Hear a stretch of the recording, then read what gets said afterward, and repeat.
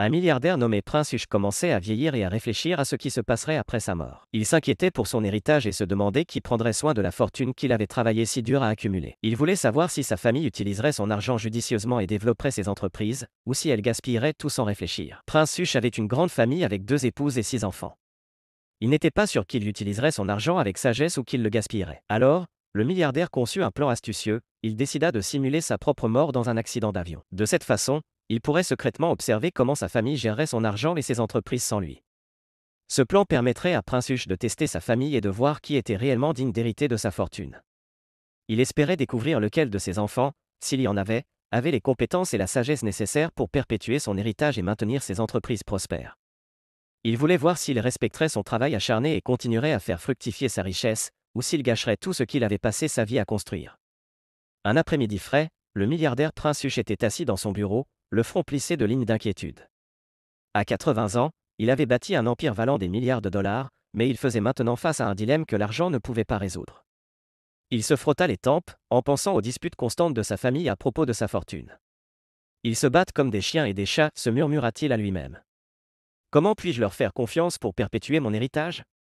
Son esprit vagabonda vers les innombrables disputes qu'il avait vues entre ses 2 épouses et leurs enfants. Sa première épouse, Adiz, insistait toujours pour que ses enfants héritent de la plus grande part de sa fortune.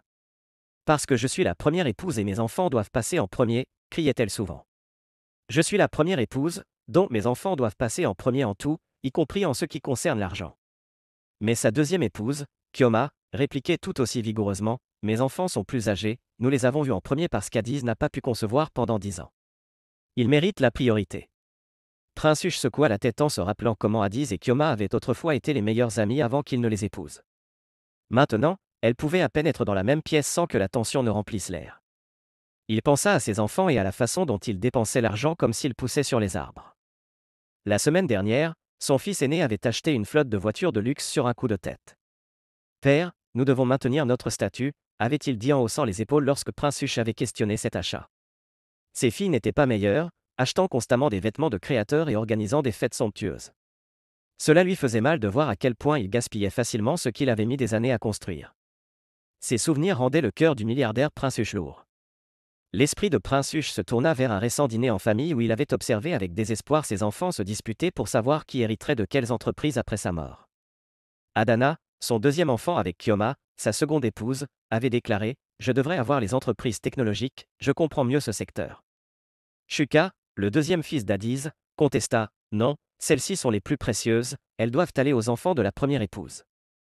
Les disputes continuèrent, devenant de plus en plus bruyantes et intenses jusqu'à ce que Prince Hush ne puisse plus supporter. Il frappa la table du poing, faisant taire tout le monde. « Assez, rugit le milliardaire Prince Hush. C'est tout ce que je représente pour vous ?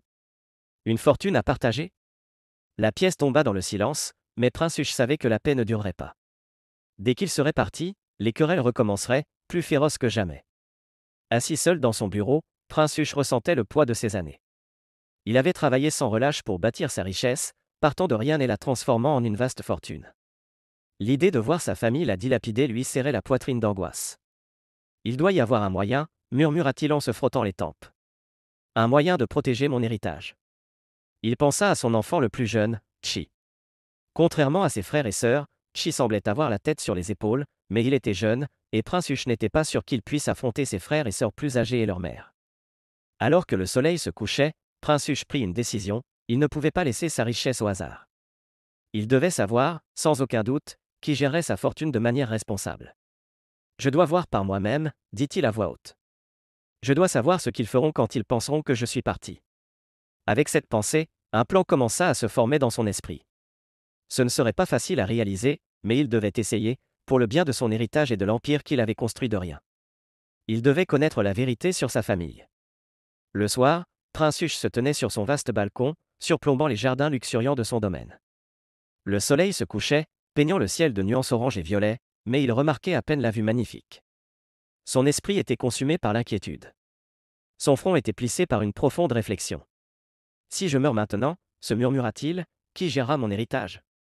Il secoua la tête en se rappelant les disputes constantes entre ses enfants, même pour les plus petites choses, l'argent et les possessions. Ils ne peuvent même pas se mettre d'accord sur qui utilise la piscine en premier, encore moins sur la gestion de milliards. Il se leva et commença à marcher, son esprit en ébullition. Il devait savoir comment il gérerait sa richesse s'il n'était pas là pour les surveiller. Mais comment? Tout à coup, une idée lui vint à l'esprit. C'était scandaleux, peut-être même un peu cruel, mais cela pourrait être le seul moyen de vraiment voir leur vraie nature. Et si je simulais ma propre mort, dit-il à voix haute en s'arrêtant net.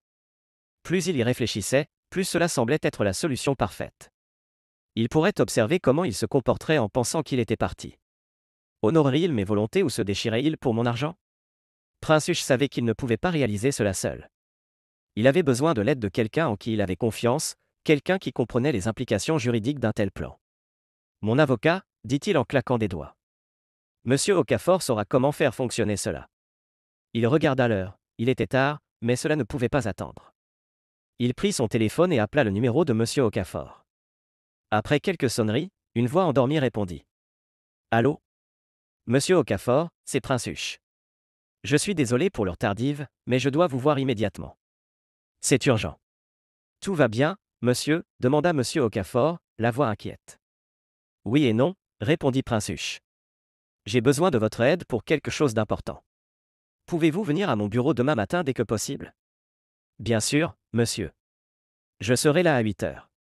Merci, Prince Huche, dit-il en mettant fin à l'appel. Il passa le reste de la nuit à faire les 100 pas, son esprit rempli de plans et de possibilités. Au lever du jour, il était plus convaincu que jamais que c'était la bonne décision. Il se dirigea rapidement vers son bureau pour retrouver son avocat. C'est le seul moyen de savoir avec certitude, se dit-il. Le seul moyen de protéger mon héritage. 40 minutes plus tard, son avocat arriva. Prince Huche et Monsieur Okafor s'assirent dans le bureau somptueux du milliardaire.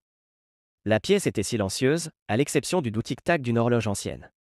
Prince Huche se pencha en avant dans son fauteuil en cuir, les yeux intenses alors qu'il expliquait son plan. Monsieur Okafor, j'ai besoin de savoir comment ma famille gérera ma richesse quand je ne serai plus là. Je ne peux pas faire confiance à leur comportement quand je suis présent, dit Prince Huche, la voix chargée d'inquiétude. Monsieur Okafor écouta attentivement, les sourcils froncés. Après un moment de réflexion, il parla. Je comprends votre inquiétude, monsieur, mais simuler votre mort est une affaire sérieuse.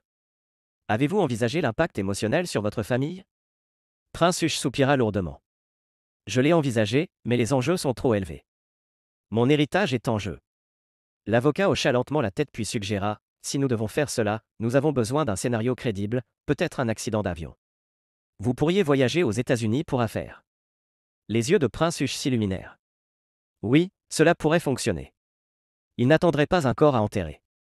Monsieur Okafor continua, nous devrions également protéger vos actifs. Votre richesse liquide actuelle est d'environ 64 milliards de dollars, n'est-ce pas? Prince Huche hocha la tête. Je suggère d'ouvrir un nouveau compte bancaire secret et d'y transférer la moitié de votre richesse. De cette façon, vous conserverez le contrôle sur une partie importante de votre argent. Excellente idée, acquiesça Prince Huche, sa voix remplie d'approbation. Monsieur Okafor ne put s'empêcher de sourire. Un serpent, donc. Très bien, monsieur. Je préparerai le document pour vous présenter à votre famille demain. Après le départ de l'avocat, Prince Huche se réinstallant à son bureau, prit une photo encadrée de sa famille, ses épouses, ses enfants, tous souriants pour l'appareil.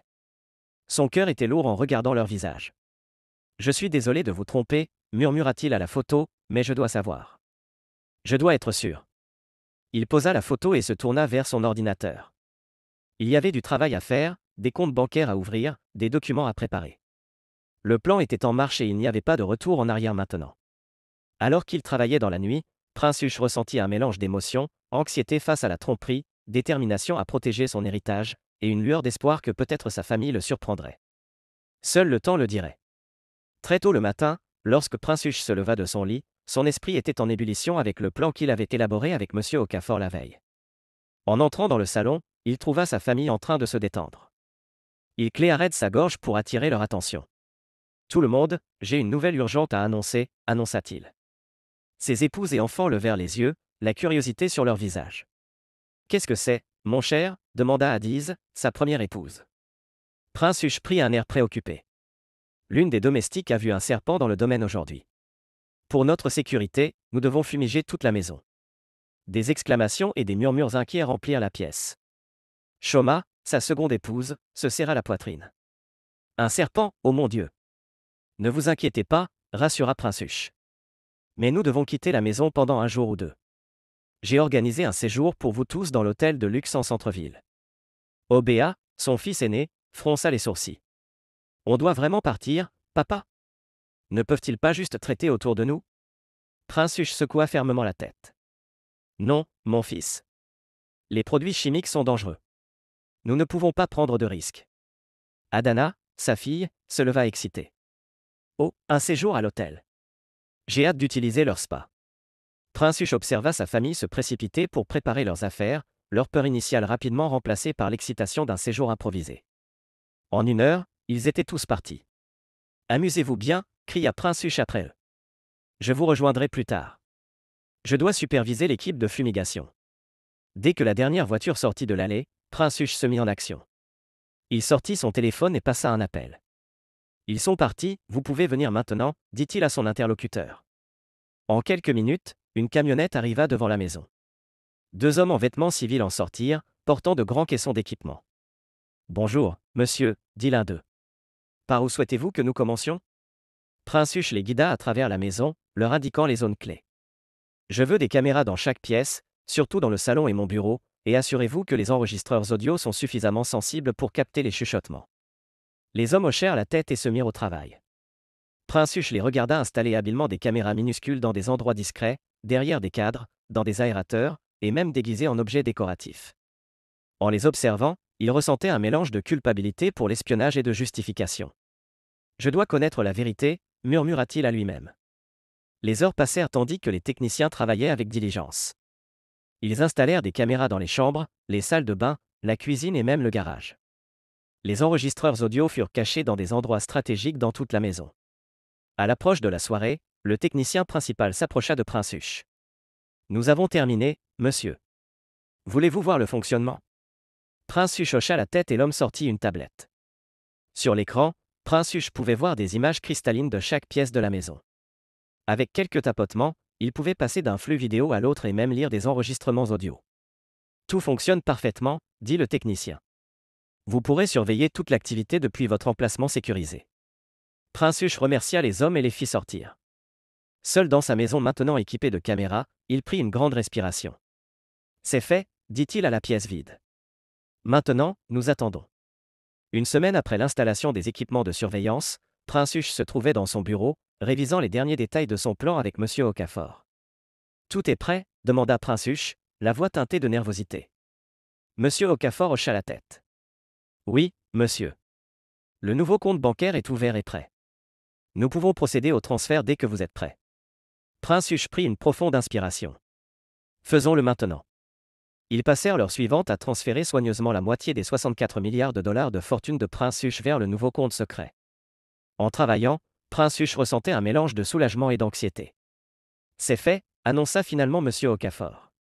La moitié de votre richesse est maintenant sécurisée dans le nouveau compte, et le reste dans vos comptes d'origine avec vos actifs d'entreprise. Prince Hush hocha la tête. Très bien, maintenant passons à l'étape suivante. 2 jours plus tard, tôt le matin, Prince Hush réunit sa famille dans le salon. Il adopta une attitude de grand homme d'affaires et annonça « J'ai une nouvelle. Je partirai pour les États-Unis demain pour un sommet d'affaires d'1 semaine. » Les réactions de ses enfants furent variées. Obéa, son fils aîné, s'illumina. « Puis-je venir avec toi, papa? J'aimerais revoir New York. » Prince Hush secoua la tête. « Pas cette fois, fils. C'est une réunion sérieuse, pas des vacances. » Adana fit la moue. « Mais papa, tu avais promis que nous irions faire du shopping ce week-end. » Je suis désolé, ma chérie, dit Prince Hush, essayant de paraître réellement désolé. Nous le ferons à mon retour, d'accord? Ses épouses échangèrent des regards. Adi, sa première femme, prit la parole. 1 semaine, c'est assez long pour un voyage d'affaires, non? Prince Hush hocha la tête. C'est un sommet important. De nombreux grands accords pourraient être conclus.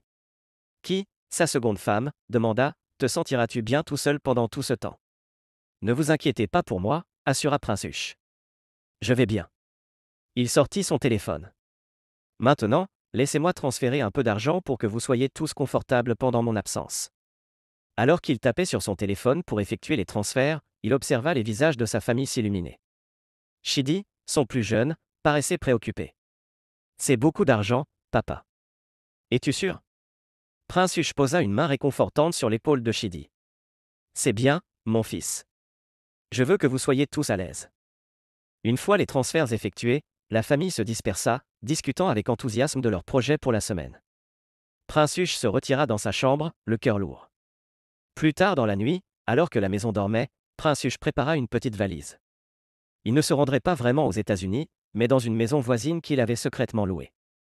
Là, il surveillerait les actions de sa famille à travers les caméras cachées. En fermant sa valise, Prince Huche jeta un coup d'œil à une photo de famille sur sa table de nuit. « J'espère que je fais ce qu'il faut », murmura-t-il. Le lendemain, le jour supposé du départ de Prince Huche arriva, l'air était lourd de mélange d'excitation et de tristesse alors que la famille se rassemblait pour le voir partir. Prince Huche, vêtu d'un costume impeccable, se tenait dans l'allée avec ses bagages. « Prends soin de toi, papa », dit Obéa en lui donnant un rapide câlin. « N'oublie pas de nous rapporter des souvenirs. »« Je n'oublierai pas », répondit Prince Huche avec un sourire, son cœur lourd avec la supercherie. Ses épouses, Addise et Kioma, s'approchèrent. Addise redressa sa cravate, le visage marqué par l'inquiétude. « N'oublie pas de bien manger et de te reposer, dit-elle. Kioma acquiesça. « Et appelle-nous quand tu atterris, d'accord ?»« Je le ferai, » promit Prince Huche, sachant qu'il ne ferait pas cet appel. Lorsque le chauffeur chargea les bagages dans la voiture, les yeux de Prince Huche tombèrent sur Chidi, son fils cadet, qui observait silencieusement la scène. L'expression réfléchie du garçon fit se demander à Prince Huche s'il suspectait quelque chose. « Chidi, viens ici », appela Prince Huche. Lorsque Chidi s'approcha, il lui posa la main sur l'épaule. « Prends soin de ta mère et de tes frères et sœurs pendant mon absence, d'accord ?» Chidi hocha la tête solennellement. « Je le ferai, papa. Bon voyage. » Après les derniers adieux et vagues, Prince Huche monta dans la voiture. Alors qu'il roulait, il regarda sa famille rétrécir dans le rétroviseur, son cœur partagé entre détermination et culpabilité. Le chauffeur, ignorant les véritables plans de Prince Huche, discuta de la météo et du trafic en route vers l'aéroport. Prince Huche répondit par des monosyllabes, son esprit concentré sur la tâche à accomplir. À l'aéroport, Prince Huche suivit les formalités d'enregistrement tout en gardant un œil sur son avocat, M. Okafor. Après environ 30 minutes, il repéra M. Okafor dans la foule. « Tout est prêt ?» demanda Prince Huche en se rapprochant. M. Okafor hocha la tête. « La maison est prête, monsieur. Nous pouvons y aller. » Ils quittèrent l'aéroport sans être remarqués et se rendirent à la maison louée.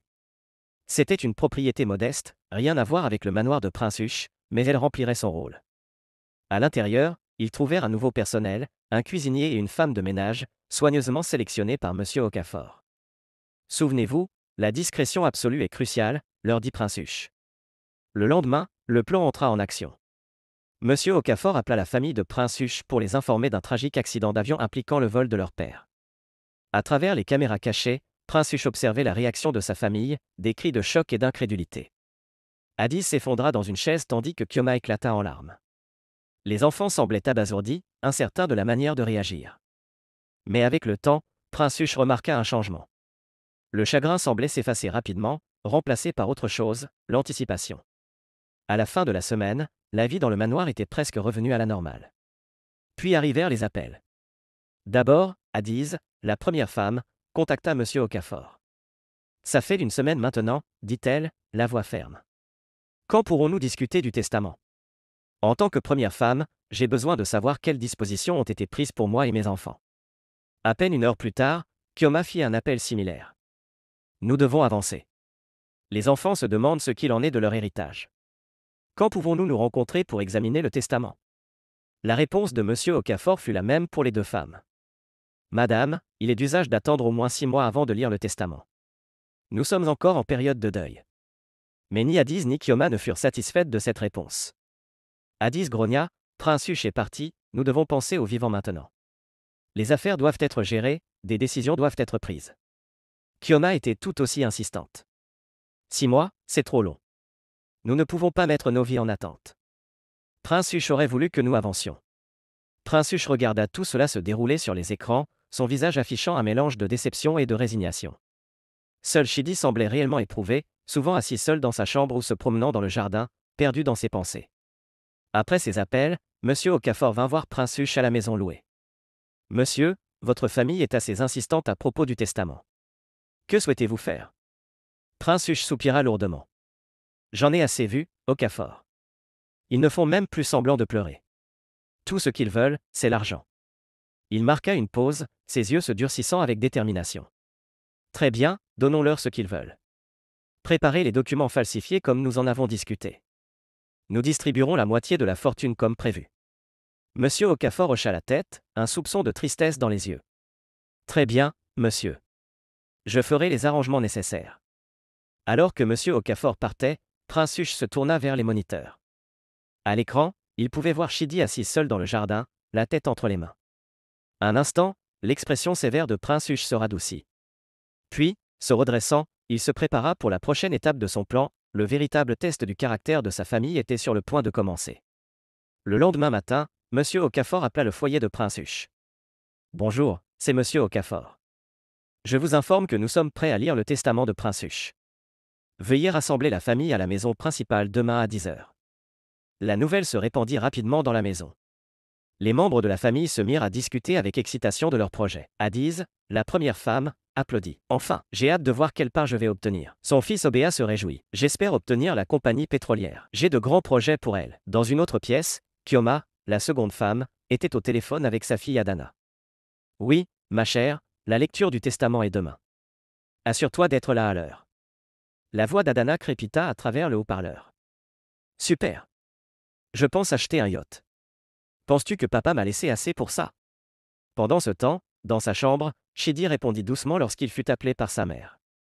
Oui, j'ai entendu. Je serai là. À l'appartement loué, Prince Huche écouta tout cela à travers les caméras et les microphones cachés. Son visage se crispait davantage à chaque conversation entendue. Est-ce tout ce qui le préoccupe, murmura-t-il. Ma mort ne signifie rien pour eux au-delà de ce qu'ils peuvent en tirer. Il entendit Adiz et Adana discuter de leur projet de vendre les entreprises et les actifs qu'elles espéraient hériter. La voix d'Obéa fut claire. Une fois que j'aurai la compagnie pétrolière, je vais la vendre. Qui a besoin des tracas d'une entreprise? Adana acquiesça. Pareil ici.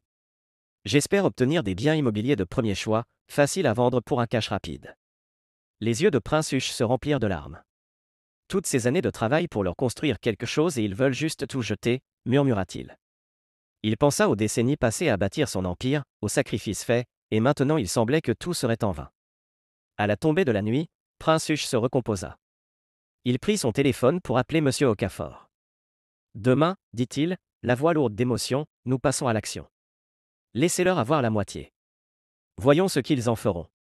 Le jour de la lecture du testament, la tension était palpable alors que la famille de Prince Huche se réunissait dans la maison principale. Ils étaient tous nerveux, attendant avec impatience l'arrivée de l'avocat. Pendant ce temps, à son appartement loué, Prince Huche parla au téléphone avec monsieur Okafor. Es-tu prêt, monsieur Okafor? Demanda Prince Huche, la voix chargée d'émotion. Oui, monsieur, je suis en route maintenant.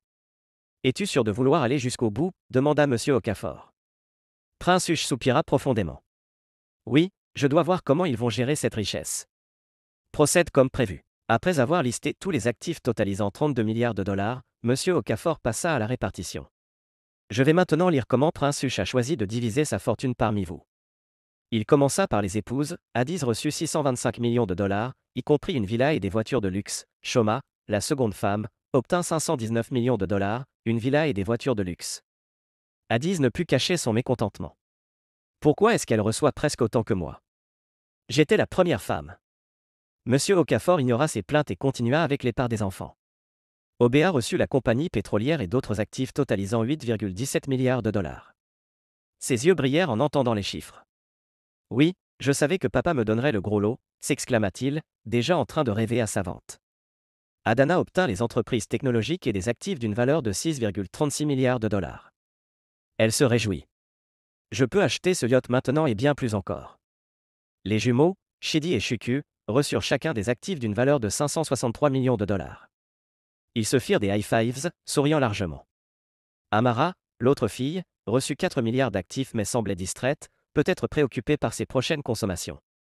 Enfin, monsieur Okafor arriva à Chidi, le cadet.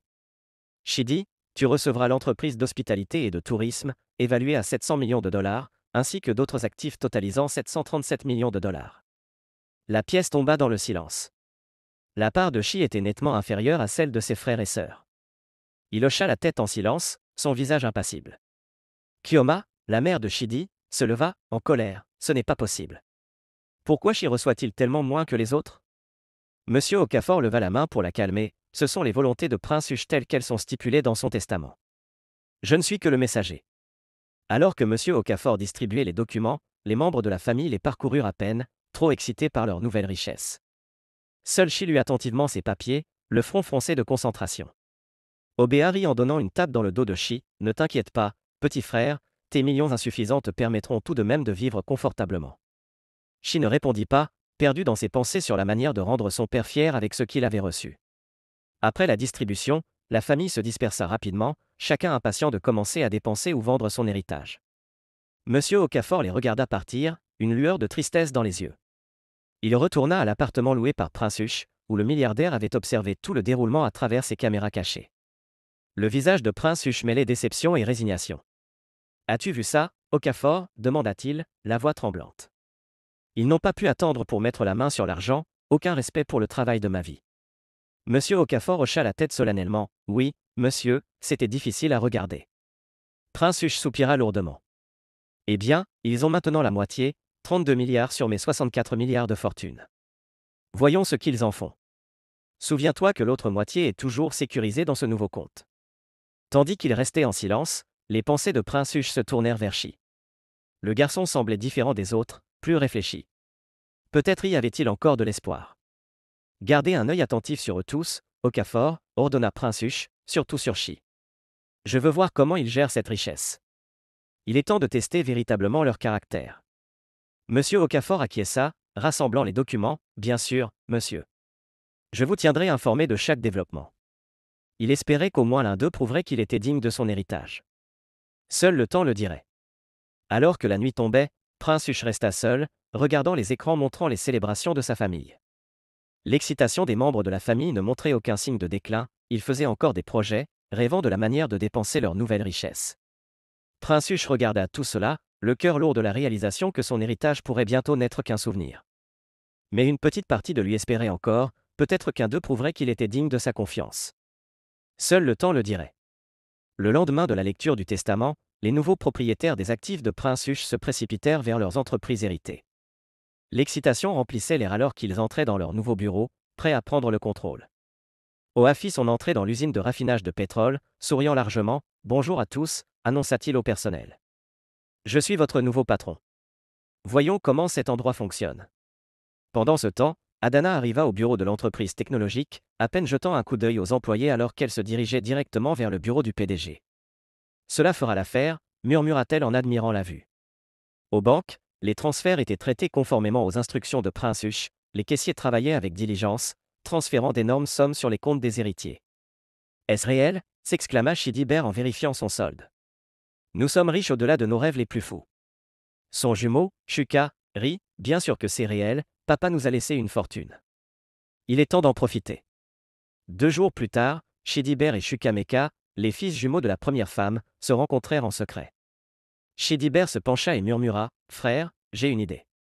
Vendre tout et partir à l'étranger.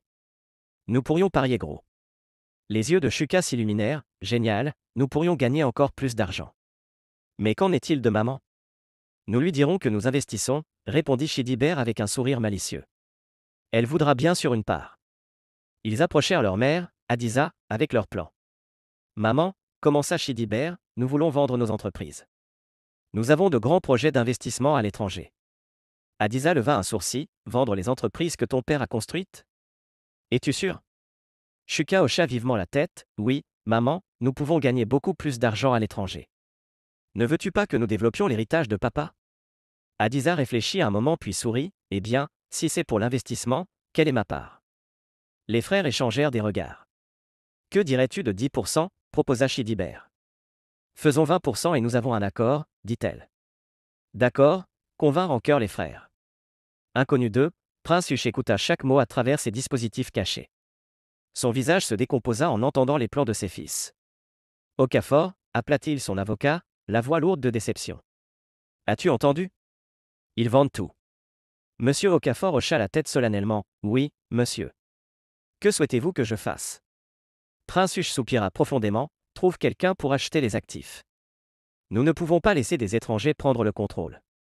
Utilise un faux nom et je fournirai les fonds immédiatement. » « Bien sûr, monsieur, » répondit monsieur Okafor, planifiant déjà la tromperie. Le lendemain, Chedibert et Chukwuemeka placèrent des annonces partout, entreprise rentable à vendre, acheteurs sérieux uniquement. Monsieur Okafor, voyant les annonces, contacta un collègue de confiance. J'ai besoin que vous vous fassiez passer pour un acheteur, expliqua-t-il, c'est pour un client spécial. Le collègue, intrigué, accepta. Bientôt, il rencontra les frères dans leur bureau. Messieurs, dit-il avec suavité, je suis très intéressé par vos entreprises. Discutons des termes. Les négociations furent rapides, les frères, impatients de vendre, négocièrent à peine le prix. C'est fait, s'exclama Chedibert en serrant la main de l'acheteur. Les entreprises sont à vous. En signant les documents, Chuka sourit, frère, notre nouvelle vie commence maintenant. L'acheteur fictif partit avec les documents, se dirigeant directement vers le repère de Prince Huch. Voici, monsieur, dit-il en remettant les papiers. Le personnel a été instruit de continuer normalement. Je jouerai le rôle de PDG pour l'instant. Prince Huch hocha la tête, mélange de soulagement et de tristesse sur le visage. Merci, au moins les entreprises sont en sécurité. Pendant ce temps, les frères rentrèrent chez eux, triomphants. Ils remirent à leur mère un chèque. Voici ta part, maman, dit Chedibert, 20% comme convenu. Les yeux d'Adiza s'élargirent à la vue du montant. Mes enfants, vous avez bien travaillé. Quand partez-vous? Chuka répondit, nous avons loué un jet privé, première classe tout le long. Le matin suivant, les frères embarquèrent dans leur jet luxueux, champagne en main, à notre nouvelle vie. Ils portèrent un toast alors que l'avion décollait, laissant derrière eux l'héritage construit par leur père. De son côté, Prince Huch regarda le jet partir sur une caméra de sécurité. Il secoua tristement la tête, se demandant si l'un de ses enfants serait digne de sa fortune durement acquise. Une semaine après la distribution initiale des actifs, Amara, la seule fille de la première femme de Prince Huch, se retrouva emportée dans un tourbillon de drogue et de comportements imprégnés. Elle et son petit ami, tous deux dépendants, étaient ravis de leur nouvelle richesse. Chérie, peux-tu le croire? S'exclama Amara en agitant son relevé bancaire. Nous sommes riches, nous pouvons acheter toutes les drogues que nous voulons. Son petit ami, souriant largement, répondit, et n'oublie pas les paris, nous allons gagner encore plus d'argent. Sans réfléchir, Amara commença à retirer d'importantes sommes d'argent jour après jour. Elle et son petit ami se livraient entièrement à leurs vices, négligeant complètement les affaires qu'elle avait héritées. À la société de services financiers, les employés confus regardaient leur nouvelle patronne ne pas se présenter jour après jour. Un manager, Monsieur Nozu, essaya de contacter Amara à plusieurs reprises. Mademoiselle Amara, nous avons besoin de votre avis sur ces décisions. L'entreprise ne peut pas fonctionner toute seule, suppliait-il dans un message vocal, mais Amara ne répondit jamais. Au lieu de cela, elle et son petit ami utilisaient les bénéfices de l'entreprise pour alimenter leur addiction, sans réinvestir dans les affaires. Après quelques semaines, la situation devint critique. Monsieur Nozu convoqua une réunion d'urgence avec les autres managers. Nous n'avons plus de capital opérationnel, annonça-t-il gravement. Si nous ne recevons pas une injection de fonds bientôt, nous devrons fermer. Pendant ce temps, Amara était au téléphone avec son petit ami, complètement inconsciente de la crise. Chérie, je pense que nous devrions tout vendre, balbutia-t-elle sous l'influence. Nous pourrions obtenir beaucoup plus d'argent comme ça. Son petit ami accepta avec enthousiasme. Prince Huch prit une profonde inspiration. Nous devons sauver l'entreprise et ses employés. Trouve quelqu'un pour acheter les actifs à sa place.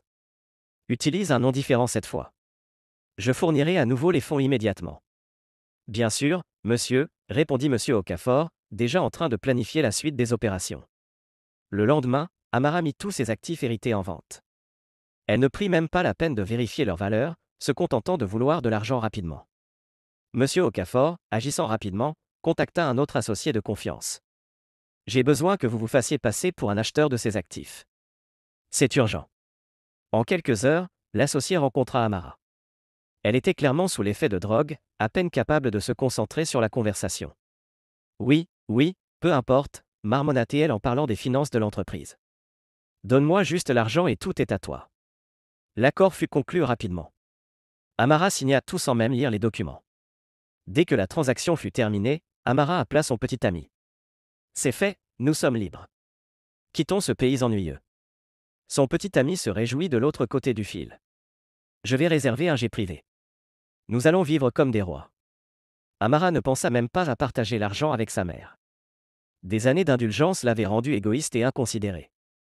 Le lendemain, alors qu'Amara et son petit ami montaient dans leur jet privé, Prince Huch regardait sur son écran de sécurité, des larmes coulant sur ses joues en voyant sa fille partir, sachant qu'elle se dirigeait vers l'autodestruction. De retour à la société de services financiers, Monsieur Nozu fut choqué de recevoir un appel du nouveau propriétaire. Monsieur Nozu, je viens d'acquérir l'entreprise. Je comprends qu'il y a des difficultés financières. Je transfère immédiatement des fonds pour relancer les opérations. Veuillez prendre soin des employés. Monsieur Nozu avait à peine cru ses oreilles. Merci, monsieur, cela va sauver de nombreux emplois. Puis-je savoir qui vous êtes? La voix à l'autre bout du fil fit une pause. Disons simplement que je suis quelqu'un qui se soucie de l'héritage du prince Huche. Continuez votre bon travail. Alors que le j'ai privé d'école, emportant Amara et son petit ami vers un avenir incertain, Prince Huche restait dans son appartement caché, le cœur lourd. Oh ma fille, murmura-t-il dans la pièce vide, que as-tu fait? Que ai-je fait de mal? Monsieur Okafor, restant silencieusement à proximité, parla enfin. Monsieur, nous avons sauvé l'entreprise. Les employés garderont leurs emplois. Prince Huche hocha lentement la tête. Oui, mais à quel prix? Ma propre chair, jetant tout ce que j'ai construit, et pourquoi? Drogue et jeux d'argent. Alors que la nuit tombait, Prince Huche restait assis, fixant les écrans montrant sa maison familiale maintenant vide. Il se demandait si l'un de ses enfants prouverait qu'il était digne de son héritage ou si toutes ces années de travail acharné avaient été en vain. Ena et Adizi, le premier fils et la première fille de Prince Huche, n'avaient pas perdu de temps à se plonger dans une vie de luxe et d'excès. Avec leur nouvelle richesse, ils devinrent rapidement connus comme les plus grands dépensiers de leurs cercles sociaux. Un matin, Obéa, souriant de toutes ses dents, appela sa sœur. Ezi, chérie, je viens d'acheter un yacht. Nous devons célébrer. Adizi s'exclama de joie. Oh, quel fabuleux! Je vais organiser un DJ célèbre et un chef étoilé. Ce sera la fête de l'année. Leur style de vie extravagant ne connaissait pas de limite. Ils passaient d'une station balnéaire de luxe à une autre, exigeant toujours les meilleures suites. Cette vue est simplement divine, soupira Adizi en sirotant du champagne sur un balcon donnant sur la Méditerranée. Nous devons rester une semaine de plus. Obéa hocha la tête, à peine distrait de son téléphone. Pourquoi pas? Je viens d'acheter un autre yacht. Nous pourrons naviguer vers notre prochaine destination. Leurs habitudes de dépenses étaient imprudentes et incontrôlées. Ils ne se souciaient pas de faire des dons de millions aux œuvres de charité sans aucune planification financière. Oh, regardez cette collection de whisky rares, s'exclama Ena lors d'une enchère. Je dois absolument la voir. Que valent quelques millions quand il s'agit de bon goût? Pendant ce temps, dans leurs entreprises héritées, les choses se détérioraient rapidement. Les managers tentaient désespérément de les joindre pour des décisions cruciales. Monsieur Ayé, le directeur financier de l'entreprise pétrolière d'Obéa, laissa d'innombrables messages vocaux. Monsieur, s'il vous plaît, nous avons besoin de votre approbation pour le budget de cette année. L'avenir de l'entreprise en dépend. Mais Ena et Adizi étaient trop occupés à faire la fête pour se soucier de cela. Ils considéraient leurs entreprises comme des vaches à lait pour financer leur style de vie extravagant. Un jour, Adizi fronça les sourcils en regardant son relevé bancaire. Obéa, chérie, as-tu remarqué que nos comptes commencent à être un peu bas? Obéa fit un geste dédaigneux. Peu importe, nous n'avons qu'à vendre certains de ces actifs ennuyeux. Qui a besoin du casse-tête de gérer une entreprise? Ils mirent rapidement leurs entreprises et leurs actifs en vente, sans même se soucier d'obtenir des évaluations appropriées. Inconscient de tout cela, Prince Huche regardait tout se dérouler depuis son appartement caché, son visage marqué par la déception et la colère. Okafor, appela-t-il son avocat, sa voix tremblante d'émotion, ils vendent tout encore une fois. Nous devons racheter ces actifs. Utilisez des noms différents cette fois. Monsieur Okafor hocha la tête solennellement. Bien sûr, monsieur. Je vais m'en occuper immédiatement. Grâce à une série de sociétés écrans et d'acheteurs fictifs, Prince Huche réussit à racheter les actifs que ses enfants avaient si imprudemment abandonnés, avec des fonds frais provenant de leur vente. Obéa et Adizi poursuivirent leur frénésie de dépenses. Ils voyagèrent à l'étranger, connus pour son jeu de haut niveau et son style de vie luxueux. C'est la vie, déclara Obéa en lançant des jetons sur la table de roulette. Nous aurions dû venir ici il y a longtemps. Adizi hocha la tête, les yeux fixés sur un collier en diamant dans une vitrine voisine. En effet, frère. Ne quittons jamais cet endroit. Mais leur comportement imprudent allait bientôt les rattraper. Une nuit, alors qu'ils arrivaient du Nigeria, ils rencontrèrent un investisseur charismatique lors d'une fête flamboyante. Mes amis, dit l'homme avec assurance, j'ai une opportunité qui doublera votre argent en un rien de temps, une nouvelle crypto-monnaie révolutionnaire. Éblouis par leur propre cupidité et leur confiance excessive, les frères et sœurs, enthousiasmés par la perspective de multiplier leurs richesses, furent facilement convaincus. Le gourou leur montra des graphiques et des projections impressionnants, promettant des rendements qui semblaient trop beaux pour être vrais. Aveuglés par la cupidité et leur propre arrogance, Ena et Adizi décidèrent d'investir massivement dans cette nouvelle crypto-monnaie. Ils tombèrent dans le piège. Ils investirent chaque centime qu'il leur restait. C'est ça, sœur, dit Ena avec excitation, nous serons encore plus riches qu'avant. Mais tout n'était qu'un mensonge. Le lendemain matin, ils se réveillèrent pour découvrir que leur compte était vidé, le gourou avait disparu. Que s'est-il passé murmura Adizi en regardant son téléphone avec incrédulité. Le visage d'Obéa pâlit. Tout est parti. Nous avons été volés. Sans argent et avec leur réputation en lambeaux, ils ne purent même pas se permettre un vol de retour au Nigeria. Ils durent contacter leur mère pour obtenir de l'aide, avalant leur fierté pour demander de l'argent pour des billets d'avion en classe économique. Ils rentrèrent au Nigeria, ruinés et humiliés, ayant tout perdu à cause d'une arnaque. Cette erreur catastrophique non seulement leur coûta leur héritage, mais leur offrit également des leçons précieuses sur la diligence nécessaire, les dangers des systèmes de richesse rapide et l'importance de diversifier les investissements. Leur chute, passant de milliardaires à fauchés, servit de mise en garde sur les périls de l'investissement imprudent et l'importance de la littératie financière, même pour sonner dans la richesse. En parallèle, après la distribution initiale de la richesse, Shi, le plus jeune des enfants de Prince Hush, emprunta une voie différente de celle de ses frères et sœurs. Contrairement aux autres qui avaient dilapidé leur héritage, Shi décida d'investir son argent judicieusement. Un matin, Shi décrocha le téléphone et appela Monsieur Okafor, l'avocat de son père. Sa voix était remplie de détermination. Monsieur Okafor, c'est Shi. J'ai besoin de votre aide, dit-il. Bien sûr, Shi. Que puis-je faire pour vous répondit Monsieur Okafor, curieux de la demande du jeune homme. Shi prit une profonde inspiration avant de continuer. Je veux être grand comme mon père. Je sais que mon héritage est plus petit que celui de mes frères et sœurs, mais je veux l'investir correctement et le faire croître. Pouvez-vous m'aider? Monsieur Okafor, surpris et impressionné par la maturité de Shi, répondit, c'est très sage de ta part, Shi. Je serais heureux de t'aider. Que as-tu en tête? Je veux que nous continuions là où mon père s'était arrêté, expliqua Shi. Je promets de travailler dur pour réussir. Je sais que je ne peux pas me permettre vos honoraires habituels pour le moment, mais une fois que nous commencerons à réaliser des bénéfices, je m'assurerai que vous soyez bien rémunéré. Monsieur Okafor sourit, touché par la sincérité de Shi. Ne t'inquiète pas pour mes honoraires, Shi. Je t'aiderai sans frais. Ton père serait fier de te voir prendre cette initiative. Excité par le soutien de l'avocat, Shi s'exclama, merci beaucoup, monsieur Okafor.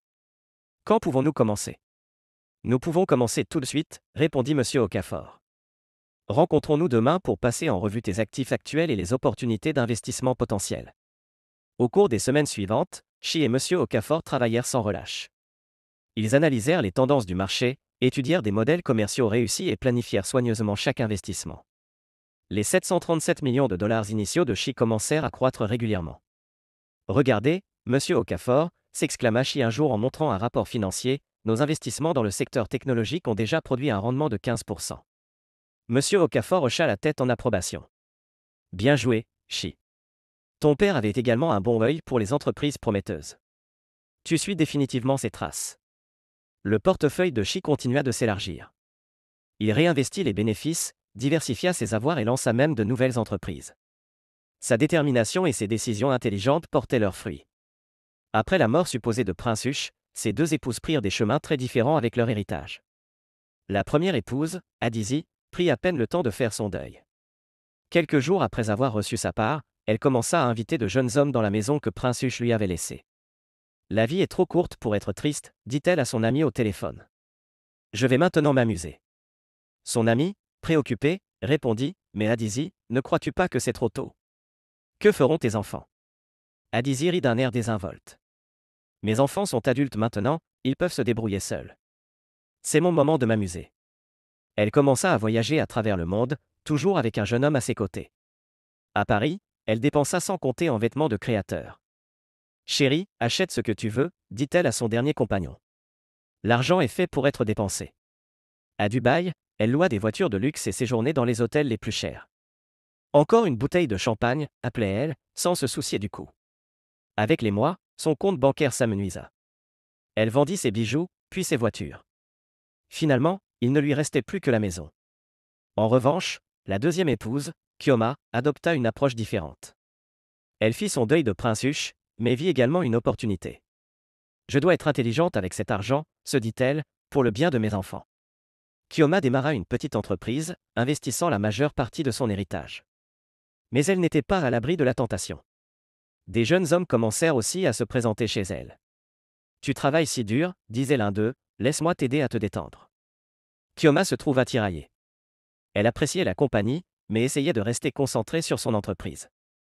Je peux avoir les deux, se disait-elle, tant que je fais attention à l'argent. Elle continua à développer son entreprise tout en divertissant ses jeunes compagnons. Contrairement à Adizi, Kyoma réussit à maintenir sa richesse, équilibrant son désir de divertissement avec la responsabilité financière. 8 mois après la mort supposée de Prince Hush, les conséquences des choix de ses enfants commencèrent à se faire sentir. Shidi et Shuka, les fils jumeaux de Prince Hush, avaient hérité d'une fortune de 63 milliards de dollars chacun. Leur héritage comprenait des industries manufacturières prospères, des biens immobiliers précieux, des appartements de luxe, de vastes terrains et des réserves de liquidités considérables. Cependant, leur enthousiasme pour leur nouvelle richesse fut de courte durée. Dès leur arrivée dans leur pays choisi, les frères se laissèrent vite séduire par le monde scintillant des jeux d'argent. Les casinos devenaient leur seconde maison. Le frisson des paris était devenu leur nouvelle addiction. Encore une main, disait Shidi, les yeux fiévreux d'excitation. Je le sens, notre chance va tourner. Nuit après nuit, il augmentait les mises, convaincu qu'un grand gain était imminent. Mais au fil des semaines, leur fortune commença à s'épuiser à un rythme alarmant. Il faut arrêter, dit Shuka une nuit, le visage pâle d'inquiétude. Nous avons déjà perdu trop. Mais Shidi secoua la tête. Nous ne pouvons pas nous arrêter maintenant. Nous devons récupérer ce que nous avons perdu. Dans leur désespoir de regagner leurs pertes, ils vendirent leurs voitures de luxe et vidèrent leurs comptes bancaires, mais ce n'était jamais assez. Plus ils perdaient, plus ils pariaient, pris dans un cycle vicieux d'addiction. En quelques mois, leur statut de milliardaire avait disparu comme de la fumée. Ruinés et honteux, ils se retrouvèrent endettés auprès de créanciers et de propriétaires de casinos. La réalité les frappa durement lorsqu'ils réalisèrent qu'ils ne pouvaient même pas se permettre un repas. « Que avons-nous fait » murmura Shuka, la voix brisée. Papa serait tellement déçu. Sans autre option, ils avalèrent leur fierté et l'appelèrent leur mère. Maman, dit Shidi, la voix tremblante, nous avons fait une terrible erreur. Nous avons tout perdu. Peux-tu nous envoyer de l'argent pour rentrer à la maison ? Craignant la colère de leurs créanciers, les jumeaux, autrefois riches, durent fuir le pays sous la couverture de la nuit. Ils rentrèrent au Nigeria, les mains vides, avec seulement les vêtements qu'ils portaient, leur héritage gâché. En descendant de l'avion à Lagos, le poids de leurs actions les frappa enfin. Nous avions tout, dit Shuka, les larmes aux yeux, et nous avons tout jeté pour rien. Pendant ce temps, leur sœur Amara suivait sa propre voie de destruction. Une semaine après le retour de ses frères, Amara et son petit ami partirent pour un pays étranger, leurs poches pleines des 40 millions de dollars en espèces qu'elle avait héritées. Bébé, vivons à fond, dit son petit ami en s'enregistrant dans un hôtel de luxe. Nous avons plus d'argent que nous ne savons quoi en faire. Amara gloussa, déjà ivre de drogue coûteuse. Tu as raison, montrons à cette ville comment faire la fête. Leurs jours et leurs nuits devinrent un tourbillon de fêtes sauvages, de beuveries de drogue et de jeux d'argent à haute mise. Dans leur ivresse, leur style de vie insouciant ne pouvait pas durer éternellement. Alors que leur fonds diminuait, le petit ami d'Amara commença à planifier son évasion. Une nuit, après qu'Amara se soit endormi d'un excès de drogue, il fit son mouvement. Rassemblant tout l'argent et les objets de valeur restants, il s'éclipsa de leur chambre d'hôtel sans un regard en arrière, laissant Amara seule et sans le sou dans un pays étranger. Lorsqu'Amara se réveilla, son monde s'effondra. « Bébé » cria-t-elle, la tête en vrac, mais il n'y avait pas de réponse. Alors que la réalité de sa situation s'installait, la panique se fit sentir. « Non, non, non » murmura-t-elle en fouillant dans la chambre. « Ce ne peut pas arriver. » Sans argent, sans contact et avec une addiction enragée, Amara se tourna vers le crime pour financer sa dépendance. Il ne fallut pas longtemps avant qu'elle ne se retrouve menottée, faisant face à de graves accusations dans un tribunal étranger. En attendant, alors qu'elle était en cellule, la gravité de sa situation la frappa enfin. « Que ai-je fait » sanglota-t-elle. « Papa, je suis tellement désolée. J'ai tout gâché. » Comme par miracle, les autorités décidèrent de renvoyer Amara au Nigeria plutôt que de l'emprisonner à l'étranger. En montant dans l'avion de retour, elle était l'ombre d'elle-même, ruinée, dépendante et sans le sou. Prince Hush était ravi de voir son plus jeune fils travailler si dur et faire des choix si judicieux. Shi avait prouvé qu'avec du travail acharné, de bons conseils et des choix avisés, il était possible non seulement de conserver une richesse, mais de la faire croître. Il avait pris la plus petite part de l'héritage et l'avait transformé en quelque chose de bien plus grand, tout en restant fidèle aux valeurs de son père, le travail acharné et l'investissement sage. Prince Hush, assis dans son appartement loué, les yeux fixés sur les écrans montrant des flux en direct des caméras cachées dans les maisons et les entreprises de sa famille, observa silencieusement pendant 1 an comment ses enfants gâchaient leurs héritages. Mais maintenant, quelque chose d'inattendu attira son attention, son plus jeune fils, Shi, défiait toutes les attentes. « Je n'en crois pas mes yeux », murmura Prince Hush en se penchant plus près de l'écran montrant l'hôtel prospère de Shi. Ce garçon, celui que j'ai toujours considéré comme trop faible, trop jeune pour gérer ma richesse, il a construit un empire à partir de presque rien. L'esprit de Prince Hush était envahi par des souvenirs de la façon dont il avait négligé Shi, supposant toujours qu'il n'était pas apte à gérer la fortune familiale. Maintenant, il regardait avec admiration Shi prendre des décisions commerciales intelligentes, traiter ses employés avec soin et réinvestir les bénéfices judicieusement. Shi m'a étonné au-delà de toute mesure, se dit Prince Hush en secouant la tête avec incrédulité. Il a pris ses 737 millions de dollars et les a transformés en 4 milliards en à peine 1 an. Comment ai-je pu me tromper à ce point sur lui? Plus Prince Hush regardait, plus il réalisait qu'il était temps de mettre fin à cette mascarade. Il en avait assez vu, son plan pour tester sa famille avait révélé plus que ce qu'il avait jamais imaginé, et maintenant il était temps de les affronter. Prenant une profonde inspiration, Prince Hush prit son téléphone et composa le numéro de son avocat. Après quelques sonneries, une voix familière répondit « Bonjour, c'est Maître Okafor. »« Maître, c'est moi, Prince Hush, dit-il, sa voix remplie de détermination. Il est temps. Je veux me révéler à ma famille. Pouvez-vous venir à l'appartement? Nous devons planifier cela avec soin. » Bien sûr, monsieur, répondit l'avocat, la surprise évidente dans sa voix. Je serai là dans l'heure. Fidèle à sa promesse, Maître Okafor arriva à l'appartement loué moins d'1 heure plus tard. Prince Hush le fit entrer, son visage mêlant excitation et nervosité. Asseyez-vous, mon ami, dit Prince Hush en désignant une chaise. Nous avons beaucoup à discuter. En s'installant, Prince Hush commença à esquisser son plan. J'ai réfléchi, commença-t-il. Nous avons besoin d'une raison pour rassembler tout le monde, quelque chose qui garantira qu'ils se présentent tous. L'avocat hocha la tête, écoutant attentivement. Voici ce que je propose, poursuivit Prince Hush. Nous leur dirons que nous avons découvert des actifs supplémentaires qui n'étaient pas inclus dans l'héritage initial. Nous dirons que c'est encore plus important que ce qu'ils ont reçu auparavant. Cela devrait attirer leur attention, vous ne pensez pas? Les yeux de Maître Okafor s'écarquillèrent. En effet, monsieur, cela les rassemblera certainement. Mais ensuite? Prince Hush se pencha en avant, les yeux brillants. Ensuite, mon ami, je me révélerai. Je veux voir leur visage lorsqu'ils réaliseront que je les ai surveillés tout ce temps. Je veux les confronter sur la manière dont ils ont géré leurs héritages. L'avocat parut inquiet. Êtes-vous sûr de cela, monsieur? Cela pourrait être un choc pour eux. Prince Hush hocha la tête avec fermeté. Je suis sûr. Il est temps qu'ils connaissent la vérité. Il est temps que je reconnaisse mes erreurs et que je reconnaisse les réalisations de Shi. Au cours des heures suivantes, Prince Hush et Maître Okafor peaufinèrent les détails de leur plan. Ils discutèrent de la manière de rassembler la famille, de ce que Prince Hush dirait et de la façon de gérer les réactions inévitables. Alors que la réunion touchait à sa fin, Prince Hush se leva, le visage déterminé. Souvenez-vous, maître, dites-leur de se rassembler à la maison familiale demain après-midi. Je veux que tout le monde soit présent. L'avocat hocha la tête en ramassant ses affaires. Je comprends, monsieur. Je veillerai à ce qu'ils soient tous présents. Alors que Maître Okafor se préparait à partir, Prince Hush l'appela. Et maître, merci pour tout. Je n'aurais pas pu le faire sans vous. L'avocat sourit, hocha la tête respectueusement, puis partit. Une fois seul, Prince Hush retourna à ses écrans, observant sa famille une dernière fois avant la grande révélation. Il vit ses enfants plus âgés mener des vies de luxe sans se soucier des affaires qu'ils avaient héritées.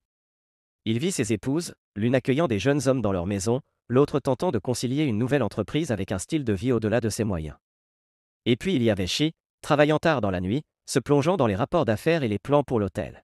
« Oh Shi, murmura Prince Hush, comme je me suis trompé sur toi. » Pendant ce temps, Maître Okafor se dirigea directement vers la maison familiale, son esprit s'affairant à répéter ce qu'il allait dire pour rassembler la famille sans éveiller de soupçons. À son arrivée, il demanda au personnel de rassembler tous les membres de la famille dans le salon principal. Une fois tout le monde réuni, l'avocat clairait sa gorge. « J'ai des nouvelles importantes, annonça-t-il en regardant les visages curieux. Nous avons découvert d'autres actifs appartenant à Prince Hush. C'est une somme substantielle, encore plus importante que ce qui a été initialement partagé. » La pièce éclata en bavardages excités. L'avocat pouvait voir la lueur de cupidité dans certains yeux, tandis que d'autres semblaient simplement choqués. Plus important qu'avant, demanda Obéa, l'un des fils aînés, incrédule.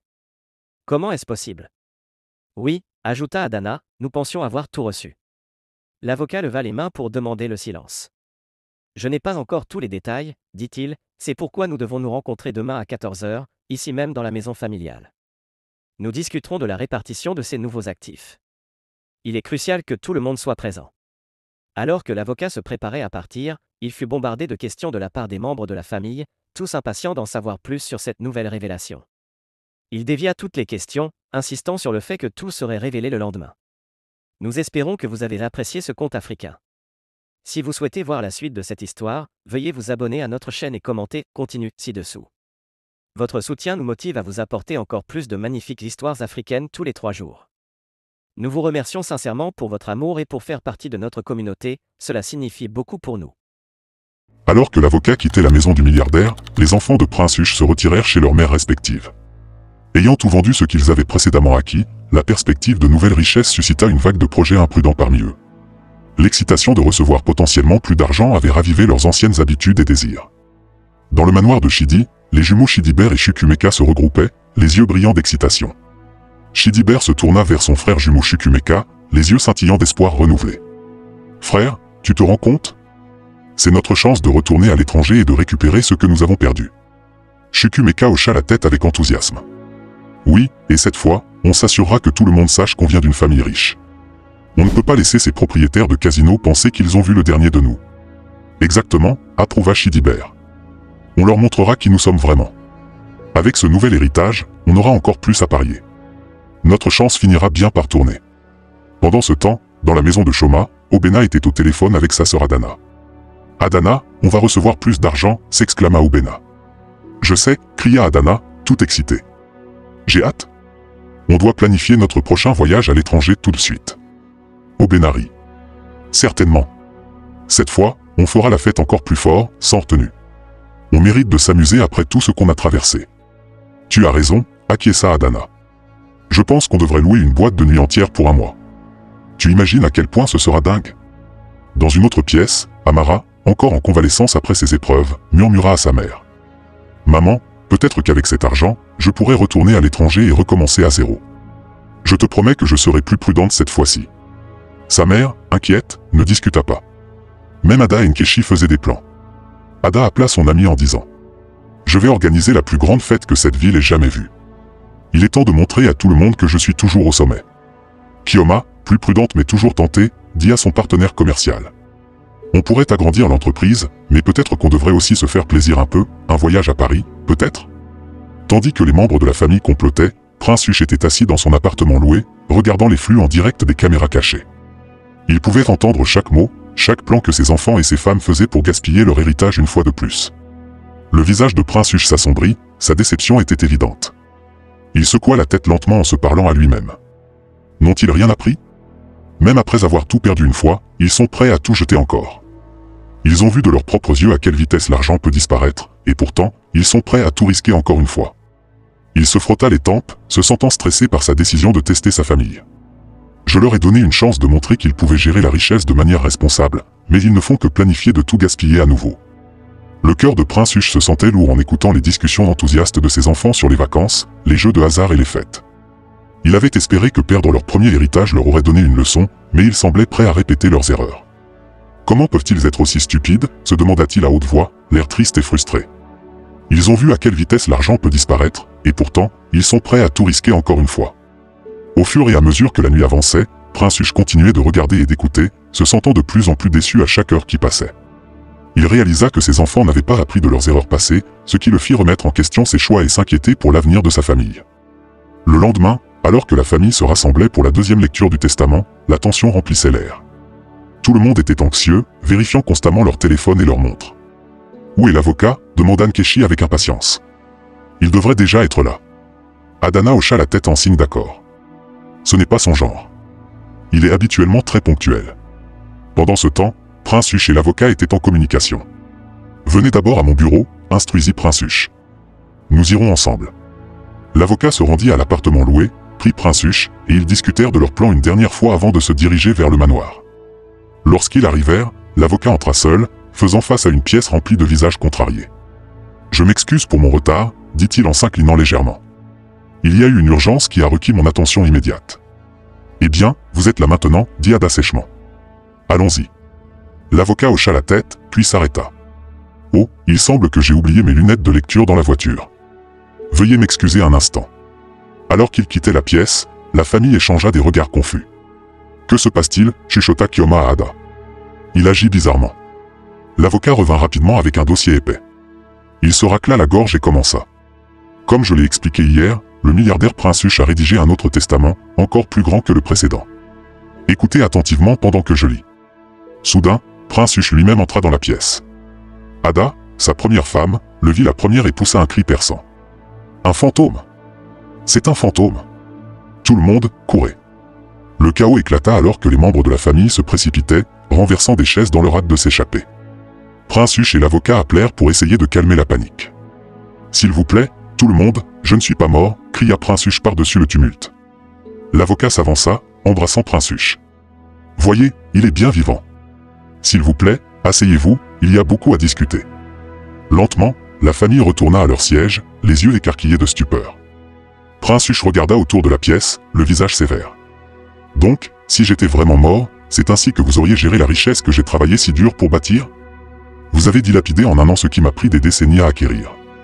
La pièce tomba dans un silence, la honte étant évidente sur chaque visage. Prince Hush se tourna alors vers Shidi, son expression s'adoucissant. Mon fils, tu as prouvé être plus sage que je ne te l'avais jamais accordé. Je t'ai pris pour acquis toutes ces années, et pour cela, je m'excuse sincèrement. Shidi, stupéfait, ne put que hocher la tête en réponse. Prince Hush s'adressa de nouveau à la pièce. Je ne suis pas mort. J'ai tout simulé pour tester votre loyauté, pour voir comment vous géreriez ma richesse. Mais aucun d'entre vous, sauf Shidi, ne l'a bien géré.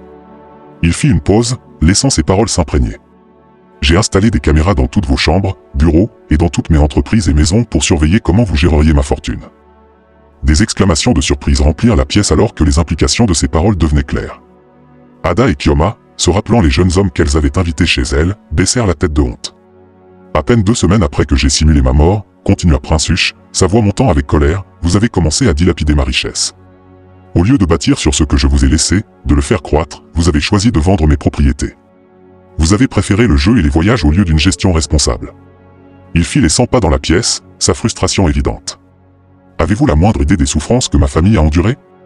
Si j'avais vendu ce diamant et dilapidé l'argent il y a des années, est-ce que l'un d'entre vous profiterait de cette richesse aujourd'hui?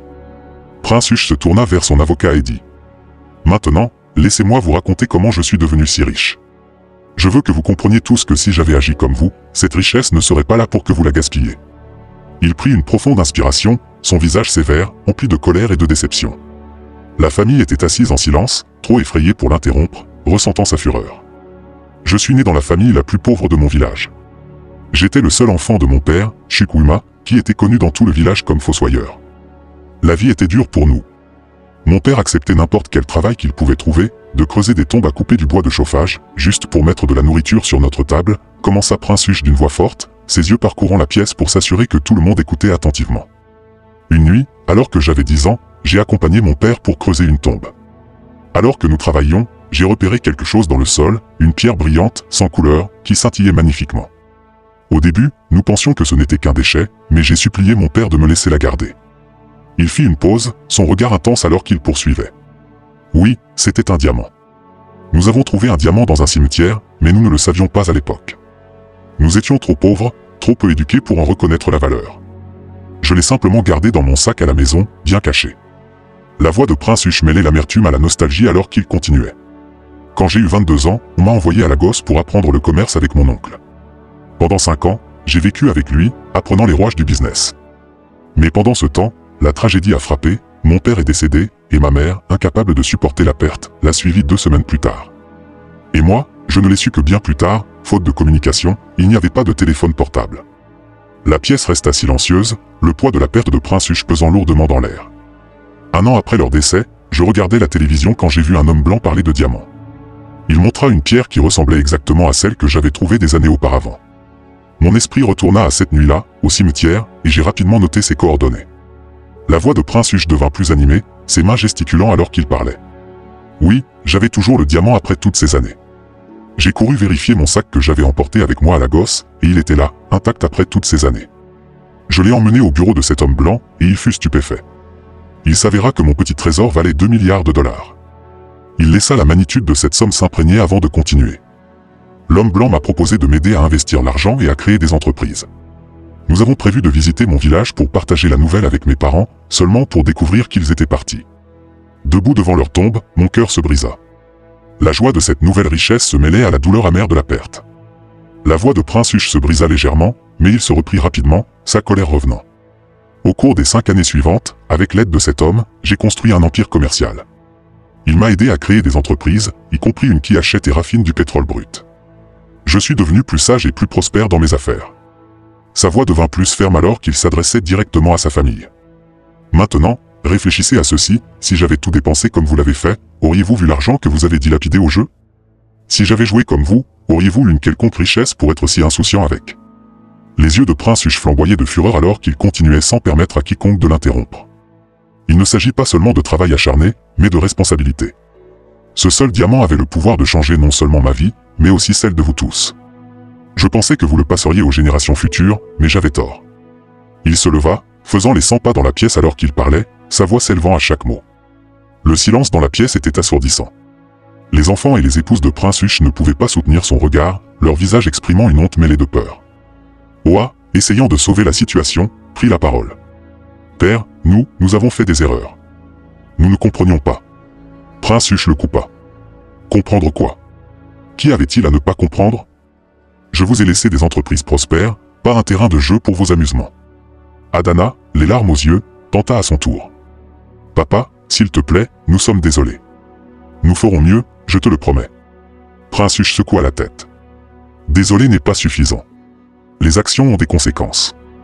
Il se tourna vers les jumeaux, Shidibert et Shuku, et vous deux, dilapidez votre héritage dans le jeu. Vous ai-je élevé pour être si irresponsable? Les jumeaux baissèrent la tête, incapables de répondre. Prince Huche s'adressa ensuite à ses épouses, Ada et Shoma. J'attendais mieux de vous deux. Faire venir de jeunes hommes dans notre maison, est-ce ainsi que vous honorez notre mariage?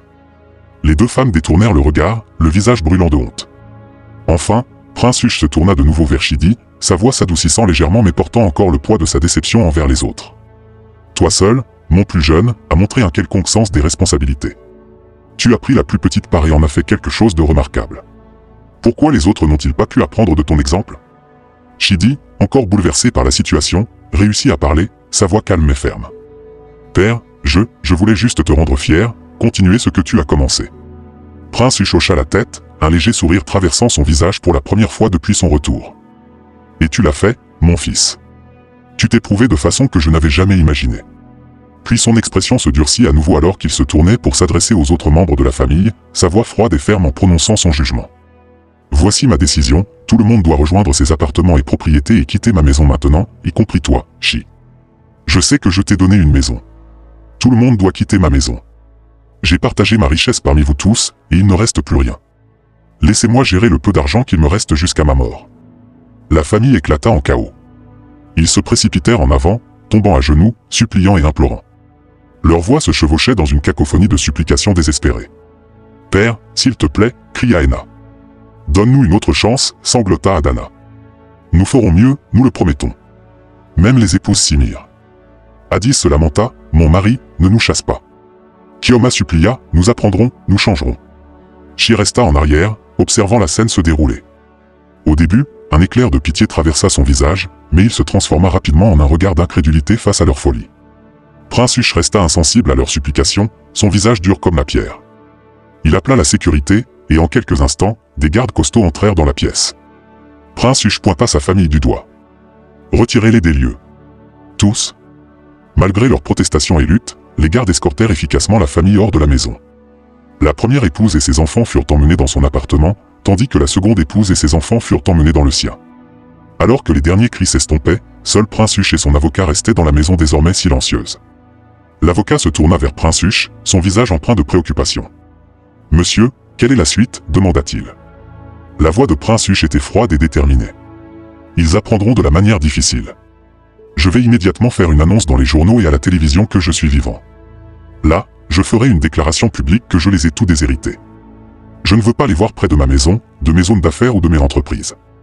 Je les ai installés, et ils devraient mener leur propre vie, séparée de la mienne. » Les yeux de l'avocat s'élargirent de choc. « Mais, Monsieur, c'est trop extrême. Que va-t-il leur arriver? Ils pourraient ne pas survivre. La réponse de Prince Huche fut rapide et dure. On ne peut jamais avoir le beurre et l'argent du beurre. Soit on achète un nouveau beurre, soit on vit sans.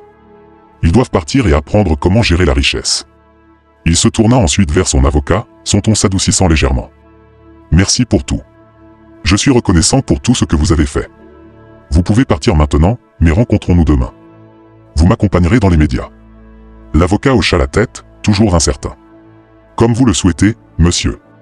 Je serai ici dès le matin. Alors que l'avocat partait, Prince Huche se retira dans sa chambre. La maison, autrefois remplie des sons de sa famille, résonnait maintenant d'un silence étrange. Il s'assit sur le bord de son lit, le poids de ses décisions lourd sur ses épaules, mais sa détermination restait inébranlable. Il leur avait donné des chances, et il les avait gâchées. Maintenant, il devait faire face aux conséquences de leurs actions. Dans leurs appartements respectifs, les membres de la famille étaient dans divers états de choc et de désespoir. Aziz marchait dans son salon, murmurant à elle-même. Comment a-t-il pu nous faire ça après toutes ces années? Kioma était assise en silence, des larmes coulant sur son visage. Nous avons tout pris pour acquis, et maintenant nous avons tout perdu. Oa et Zana se disputaient bruyamment. C'est ta faute, cria Aben. Si tu n'avais pas insisté pour cette fête ridicule. Ma faute, hurla Adana en retour. C'est toi qui as gaspillé des millions au jeu. Les jumeaux, Shidiber et Shuku, restaient assis, abasourdis, réalisant lentement la réalité de leur situation. Amara, encore fragile de son épreuve récente, se recroquevilla dans un coin, son corps secoué de sanglots silencieux. Seul Shi semblait calme. Dans sa propre maison, il était assis à son bureau, examinant ses plans d'affaires. Il ressentait un mélange d'émotions, tristesse pour le sort de sa famille, déception de leurs actions, mais aussi un sentiment de détermination. Il continuerait à travailler dur pour prouver à son père qu'au moins l'un de ses enfants comprenait la valeur de la richesse et de la responsabilité. Alors que la nuit tombait sur la ville, la famille Huche se retrouva dispersée et brisée, chacun prenant conscience de la dure réalité de leur nouvelle vie. Ses pensées tourbillonnaient dans sa tête, mais soudain, une idée claire lui vint à l'esprit. Il s'arrêta net, son visage empreint de détermination. « Non, dit-il fermement. Tu dois être un homme et leur permettre de connaître les difficultés pendant un moment. Ce n'est qu'alors qu'ils apprendront vraiment à gérer la richesse et à construire quelque chose par eux-mêmes. » Avec cette nouvelle résolution, Prince Huche se sentait plus fort et plus déterminé. Il prit son téléphone portable et appela son avocat. « Monsieur Okor, j'ai besoin que vous me retrouviez chez moi dans 2 heures, dit-il fermement. Quelques heures plus tard, Prince Huche et son avocat étaient en route vers la maison des médias. En chemin, Prince Huche expliqua son plan. « Nous allons annoncer que je suis vivant et de retour dans les affaires, dit-il.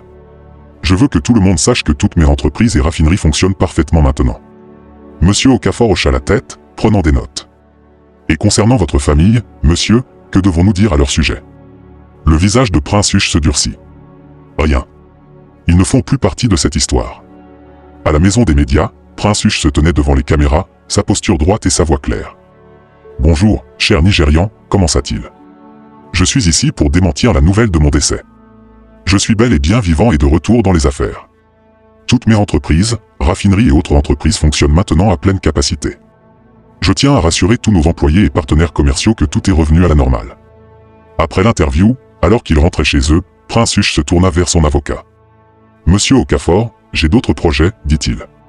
Je veux que ma famille apprenne de ses erreurs. Ils doivent comprendre la valeur du travail acharné et de la gestion responsable. » L'avocat écouta attentivement, puis parla avec hésitation.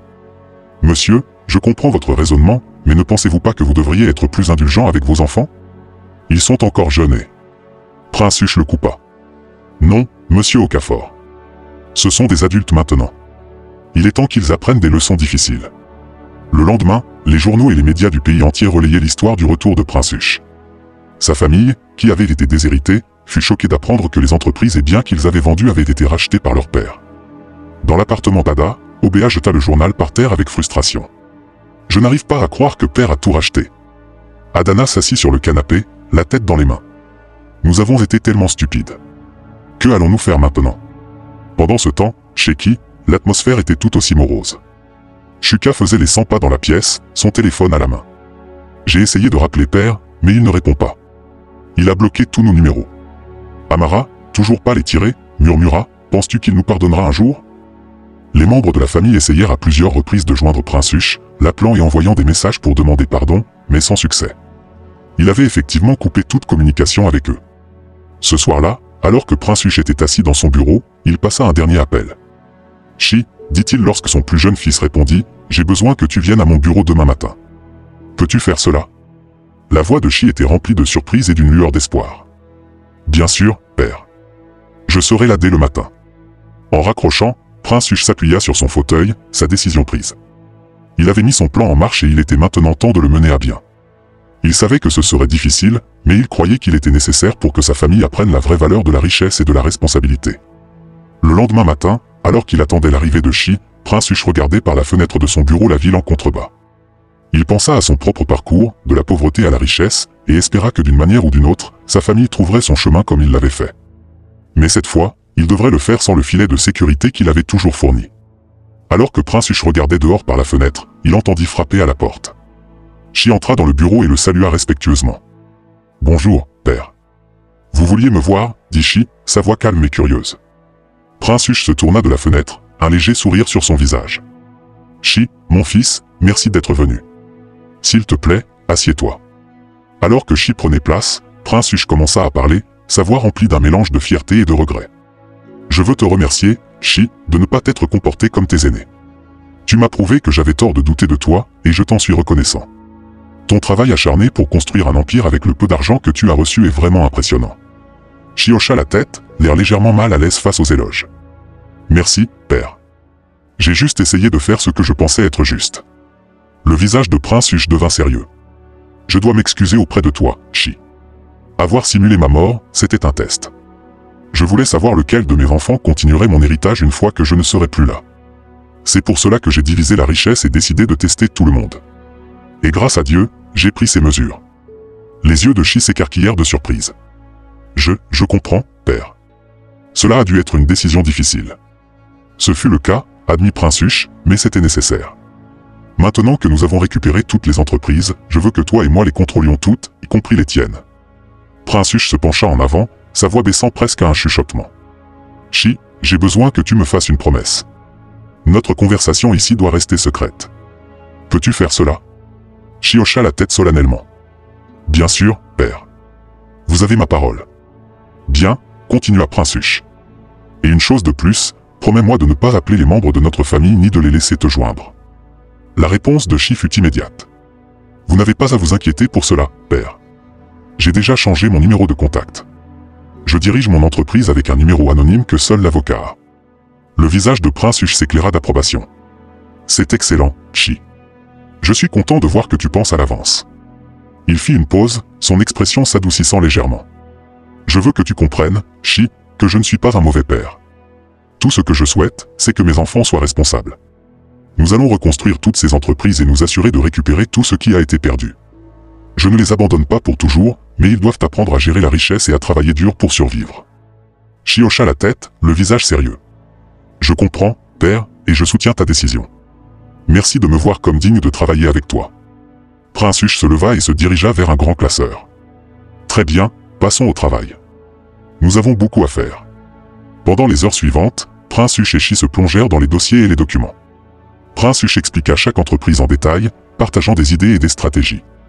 Ils signèrent des papiers, prirent des décisions et planifièrent l'avenir. Au fur et à mesure qu'ils travaillaient, la dynamique entre eux évolua. Ils n'étaient plus simplement père et fils, mais collègues et partenaires dans un vaste empire commercial.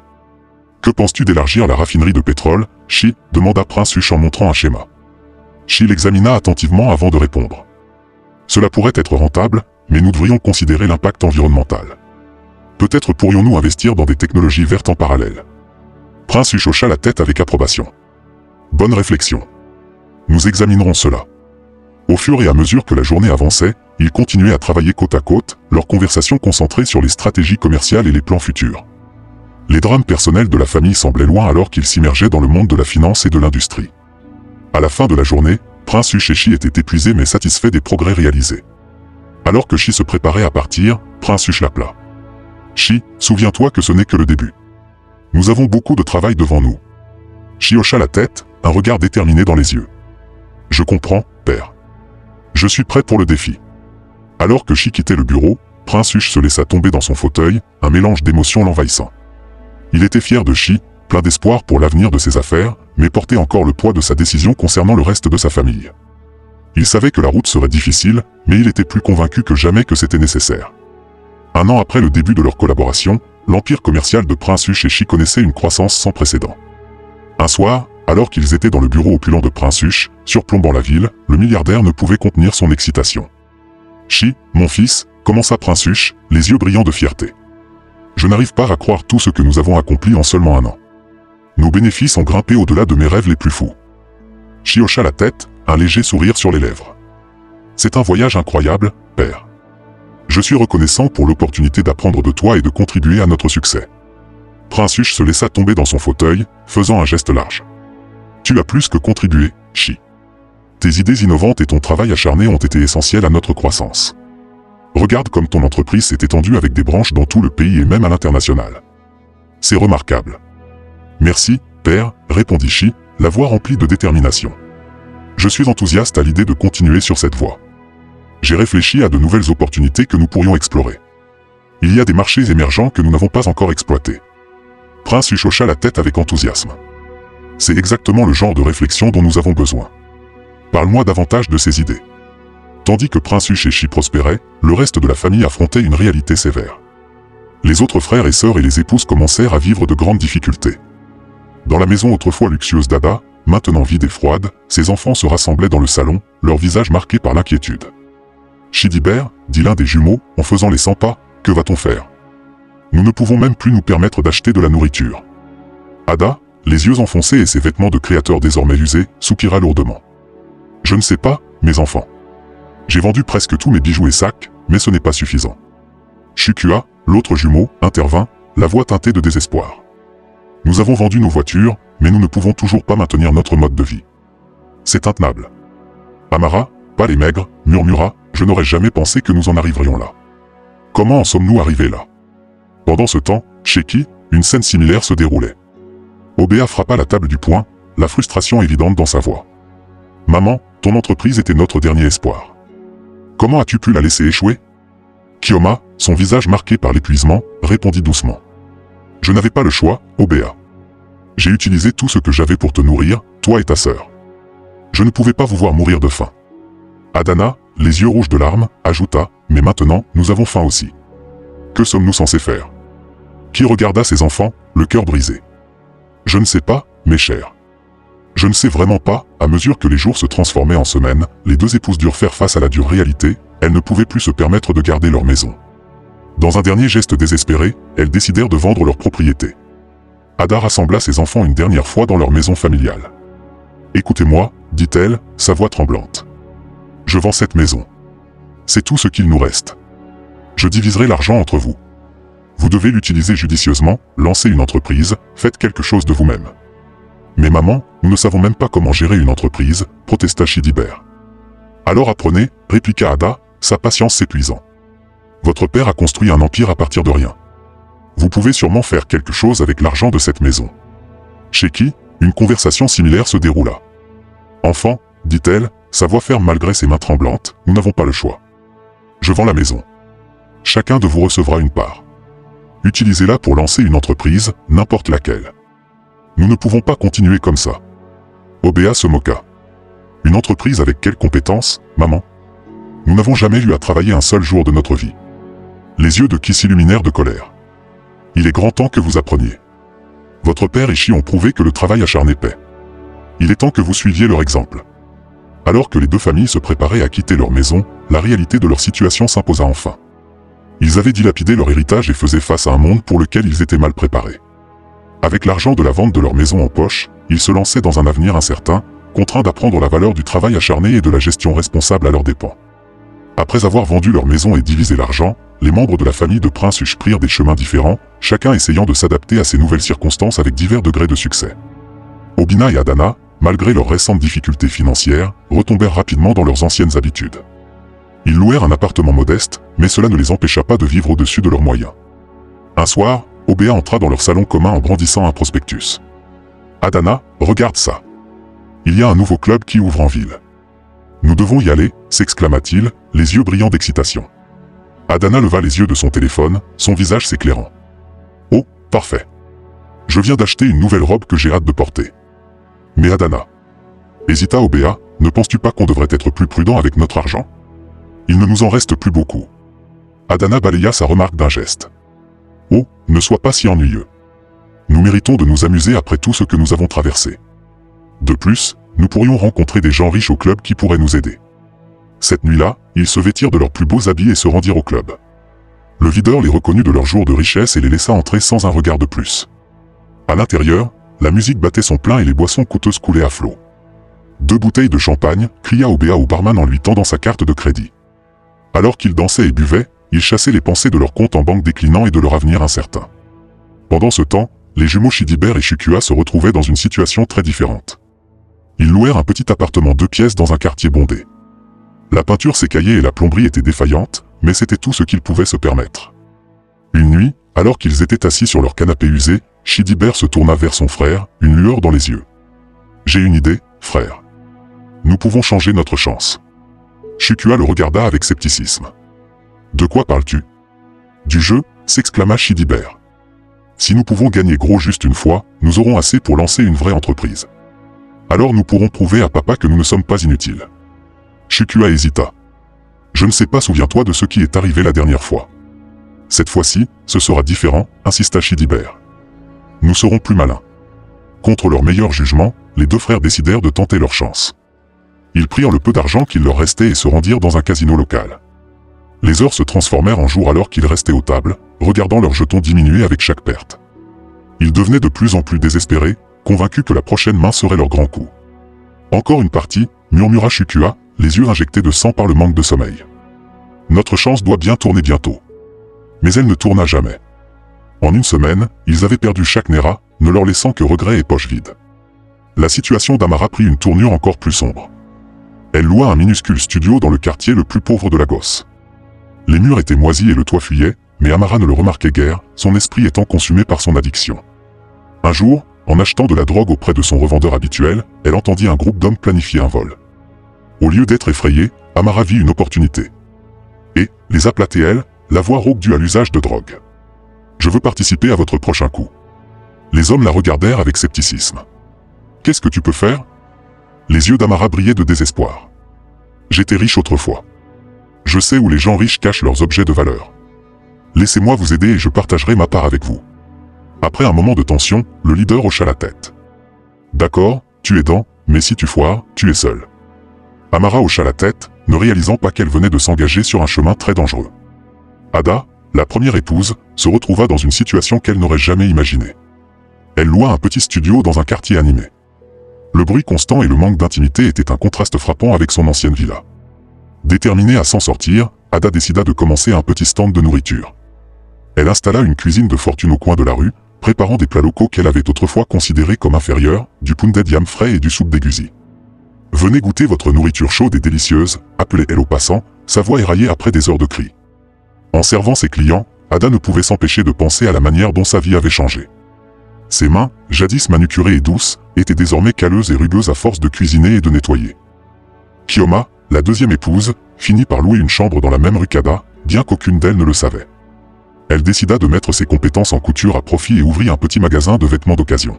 « Ces vêtements sont encore en bon état », expliquait-elle à un client potentiel, tenant une robe décolorée. « Avec quelques retouches, elle sera comme neuve. » Alors qu'elle travaillait de longues heures dans son magasin exigu, Kioma pensait souvent à sa vie passée de luxe. L'ironie n'était pas perdue pour elle, elle était maintenant en train de vendre les vêtements qu'elle aurait autrefois jetés sans réfléchir. Tous devenaient l'objet de commérages dans leur communauté. Les personnes qui les enviaient autrefois murmuraient maintenant sur leur chute. Ils luttaient avec la honte de leurs nouvelles circonstances, apprenant des leçons dures sur la valeur de l'argent et le travail acharné. Leur nouvelle vie était un contraste frappant avec leur richesse passée, remplie de longues heures de travail juste pour joindre les deux bouts. Un an après leur premier problème, les vies des enfants de Prince Hush prirent une tournure dramatique. Leur argent avait complètement disparu, les laissant désespérés et endettés. Obina se retrouva à arpenter son appartement désormais vide, téléphonant frénétiquement à sa mère. « Maman, je te supplie, il me faut de l'argent. Je n'ai pas mangé depuis des jours, implora-t-il.